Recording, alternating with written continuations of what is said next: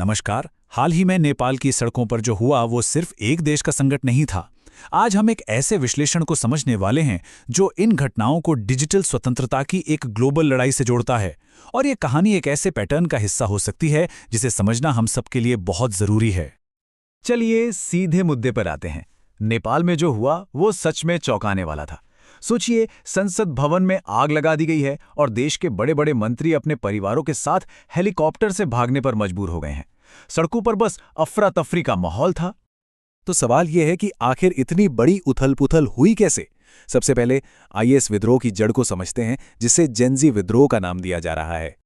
इस पूरे आंदोलन को लीड किया जेनजी ने। ये वो युवा पीढ़ी है जो 1997 और 2012 के बीच पैदा हुई है। इन्हीं युवाओं के गुस्से ने, आप कह सकते हैं कि पूरे नेपाल को हिलाकर रख दिया और सत्ता बदलने की नींव रखी। देखिए, इस गुस्से के पीछे कोई एक वजह नहीं थी, बल्कि समस्याओं का एक पूरा जाल था। एक तरफ भ्रष्टाचार और जबरदस्त महंगाई आम आदमी की कमर तोड़ रही थी, तो दूसरी तरफ युवाओं के पास भविष्य के लिए कोई रोजगार ही नहीं था।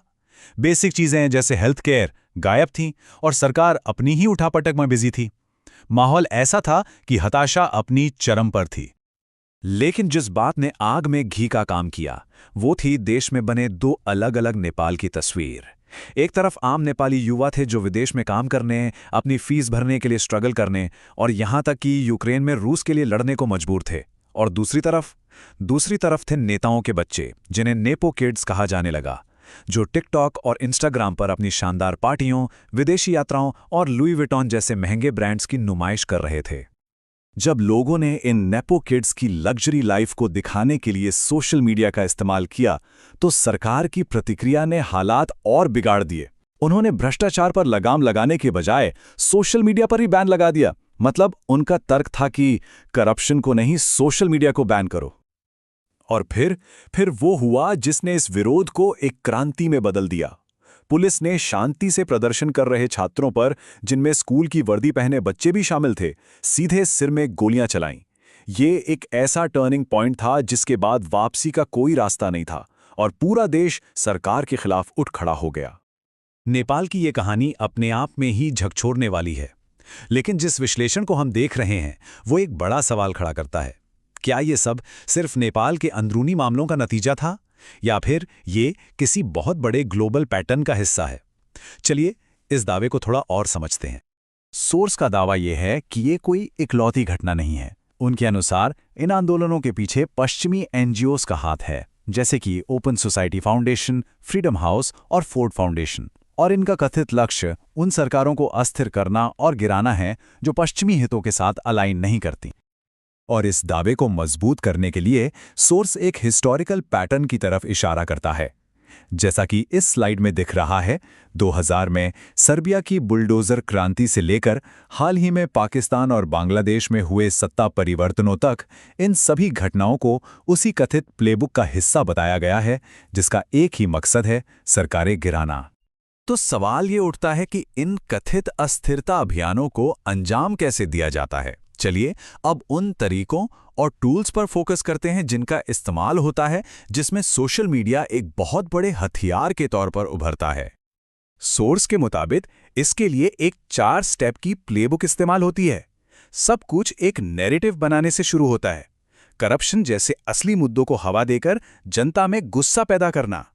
फिर लोकल एनजीओज के जरिए जमीन पर लोगों को ऑर्गेनाइज किया जाता है।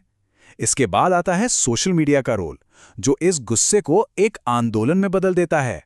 और फाइनल लक्ष्य होता है इतनी अफरा तफरी मचा देना कि मौजूदा सरकार को हटना ही पड़े। ये निर्भरता कितनी गहरी है, इसका अंदाजा आप इस स्लाइड से लगाइए। Play store, YouTube, Android operating system, Gmail, Chrome, ये सब कुछ एक ही विदेशी कंपनी यानी गूगल के कंट्रोल में है। ये एक बहुत बड़ा इकोसिस्टम है जिस पर हम आज पूरी तरह से निर्भर हैं। इस पूरी स्थिति को देखते हुए एक समाधान भी सामने रखा गया है। ये सिर्फ समस्या का विश्लेषण नहीं है, बल्कि भारत के लिए अपने खुद के टेक्नोलॉजी के ढांचे को बनाने का एक जोरदार आह्वान है, एक कॉल टू एक्शन है। अब यहाँ एक आम सवाल उठता है कि अगर गूगल से दिक्कत है तो हम एप्पल या सैमसंग का इस्तेमाल क्यों नहीं कर सकते? क्या ये एक अच्छा समाधान नहीं है? इसका जवाब बहुत सटीक है। ये तो वही बात हुई कि आसमान से गिरे और खजूर के पेड़ में अटक गए।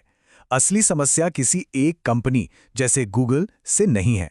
असली समस्या ये है कि ये हमारा नहीं है, ये विदेशी है। चाहे गूगल हो, एप्पल हो या सैमसंग, कंट्रोल हमारे हाथ में तो है ही नहीं। तो फिर विजन क्या है? विजन है एक आत्मनिर्भर, एक संप्रभु भारतीय डिजिटल इकोसिस्टम बनाने का। जरा सोचिए, एक भारतीय ईमेल सर्विस भारत मेल, एक Indian app store Bharat play store, Google का एक भारतीय विकल्प और हमारे अपने सोशल मीडिया प्लेटफॉर्म्स जिनका पूरा कंट्रोल भारत के हाथ में हो। लेकिन लोग इसे अपनाएंगे कैसे? रणनीति बहुत ही प्रैक्टिकल है। भारत मेल को सभी सरकारी सेवाओं के साथ जोड़ दिया जाए। सोचकर देखिए, अगर टैक्स भरना हो, वोट डालना हो, परीक्षा का एडमिट कार्ड डाउनलोड करना हो या सब्सिडी लेनी हो, और इन सब के लिए भारत मेल अनिवार्य हो जाए, तो लोग इसे अपने आप ही अपना लेंगे। इस विचार के प्रति कमिटमेंट कितनी मजबूत है, इसका अंदाजा इस संख्या से लगता है। इस विश्लेषण को पेश करने वाले ने वादा किया है कि जिस दिन भारत का अपना प्ले स्टोर बनेगा, वो अपने ऐप पर मौजूद 1.5 करोड़ छात्रों को तुरंत पहले ही दिन उस पर शिफ्ट कर देंगे। ये सिर्फ एक विचार नहीं, एक संकल्प है। और आखिर में एक बहुत ही शक्तिशाली और सोचने पर मजबूर करने वाले संदेश के साथ ये विश्लेषण खत्म होता है, जो हमारी राष्ट्रीय महत्वाकांक्षा के बारे में है। मंजिल मिले या ना मिले, ये तो मुकद्दर की बात है, लेकिन अगर हम कोशिश ही नहीं करेंगे तो ये यकीनन गलत बात होगी। ये एक ऐसा सवाल है जो हमें सोचना चाहिए कि क्या हम अपनी डिजिटल संप्रभुता के लिए प्रयास करने को तैयार हैं।